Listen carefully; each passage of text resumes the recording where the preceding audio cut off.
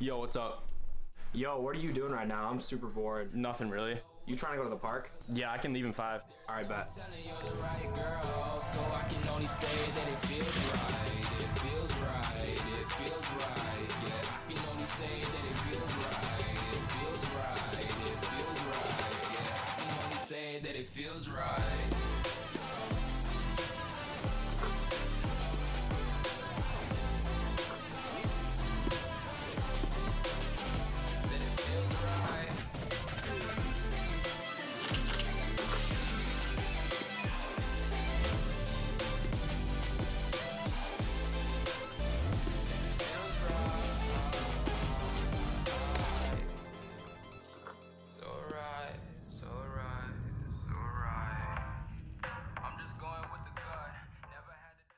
Ladies and gentlemen, we want to start off by saying thank you so much for 100,000 followers on TikTok. I'm Nolan, alongside Joe, who's looking really sharp in the blazer turtleneck combo.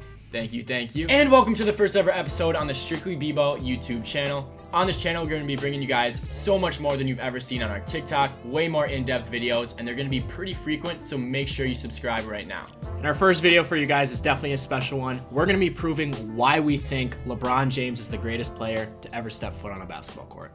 Let's get right into it. We're going to be breaking our claims down into a few different topics here, and our first one is we believe that Jordan had more consistent help in the playoffs. Jordan won his first 3 championships with an extremely similar squad. Some of the reoccurring players were Scottie Pippen, Bill Cartwright, John Paxson, B.J. Armstrong, and Horace Grant. When Jordan left his team for baseball, many thought the Bulls would crumble, but the exact opposite happened. The 93-94 Bulls, without Jordan, won 55 games, just 2 less than the year before. Then with this already proven squad, when Jordan returned, they also added Dennis Rodman, and they won 3 more championships. Now let's take a look at LeBron. We saw that LeBron James sadly could not win an NBA Finals in the first 6 seasons in the NBA, but this is because his help was absolutely terrible. When he left for free agency in 2010, the team's overall wins went from 62 to 19. In his second stint with the Cavs, he didn't have much help either. In 2015, before the finals, Kevin Love and Kyrie Irving both got injured, and LeBron still carried the team to 6 games against the stacked Warriors. Another prime example of this is in 2018, where LeBron James led a depleted team by injuries to the NBA Finals. He averaged 34 points per game leading up to the finals, second best being Kevin Love, who averaged 15 points per game. All 6 of Jordan's finals appearances came with a consistent team that was very good and was successful even without him. Michael Jordan never made it out of the first round without Scottie Pippen. The question of who had more help over the course of their career is very obvious. It's Michael Jordan. We're moving on to the next topic. We're going to be comparing Jordan's diluted era versus LeBron James' super team era. Although Jordan has a much better finals record at 6-0, this should not be the primary reason why you're calling him the GOAT. Here's a good stat that compares the 2 eras.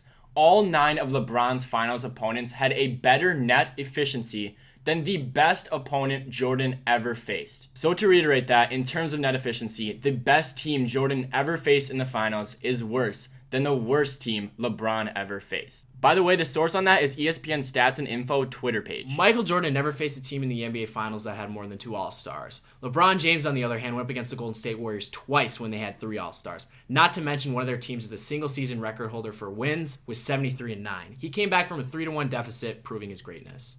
Then the Warriors added Kevin Durant, and LeBron had to go up against that team 2 more times, this time with 4 All-Stars. The King had to go up against the Spurs multiple times, who had one of the most elite trios the NBA has ever seen, in Tim Duncan, Manu Ginobili, and Tony Parker. That's 3 Hall of Famers. Now let's take a look at Jordan's era. The reason that Jordan's era was so diluted was because of all the expansionary methods that the league was undergoing. In 1988, they added 4 new teams to the NBA: the Heat, the Hornets, the Magic, and the Timberwolves. This expansion drains talent from many of the teams in the league, the same teams that Jordan has to go up against in the regular season and playoffs. The NBA added 2 more teams in 1995, the Grizzlies and the Raptors, right as Jordan came back from baseball, just before his second three-peat. Hey, Joe, let me ask you something real quick. What's worse than losing in the NBA Finals? I don't know. Losing in the first round? Yeah, sure. Jordan did not get out of the first round of the playoffs until his 4th try. LeBron James, on the other hand, is an astounding 12-0.